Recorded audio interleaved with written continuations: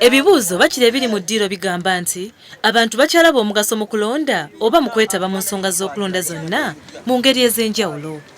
Kinajjukirwa nti omulimu gw'ekitongole kino gwali kukunga bantu okwenyigira mu kulonda mu bungi okulaba ng'enfuga ya demokulasiya ebukola mu ggwanga. Abalonzi beenyigira mu kulonda kuno ebitundu ebiwera ddala 67 ku buli 100. Ekitongole kya Citizens Coalition for Electoral Democracy kino CEDU kye kirina obuvunaanyizibwa okuyambako akakiiko k'okulonda okukunga abantu bonna mu Uganda okwenyigira mu kulonda. Okusinziira ku ssenkulu w'ekitongole kino Dr. Livingstone Sewanyana, bo baakola omulimu gwabwe okuleeta abantu okulonda. Kati nga bannayuganda kye balina okumanya era kye tusuubira kye balina okumanya nti demokulasiya tebamuzimbira mu lunaku lumu. Abantu mu kuzimba demokulasiya bafaayo era bawaayo ebiseera era bagenda bakyusakyusa okutuusa lwe bafuna ekyo kye beetaaga. Bannayuganda baleme kuggwaamu maanyi, baleme kulowooza nti baatawaanira bwereere. Ekikulu kiri nti baagenda ne balonda ne basalawo.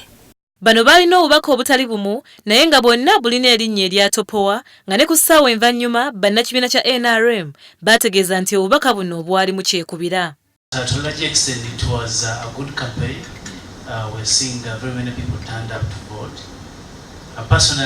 I had not voted in many years, but I went to vote. This campaign was carried on within a context.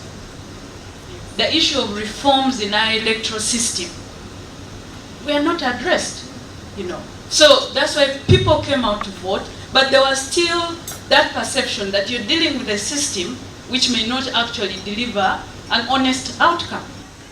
It was an issue of how you interpreted that whole message of Topowa. And if people think they were let down, I for one, I don't think they were let down. Because changing merely the president, I don't think that would have been the ultimate reason why Topowa program, the Topowa campaign was formulated. It was not necessarily to change the president. Era wano n'ensonga y'endagamuntu evuddeyo nga bano balumiriza abaseddu nti baayambako akakiiko k'okulonda okukozesa enkola erimu vulugu omuli n'okukozesa endagamuntu eno okutaataaganya obululu. Nga bannayuganda bw'oyogera ku nsonga bakutwala nti oli ku ludda luvuganya oba tewagira gavumenti.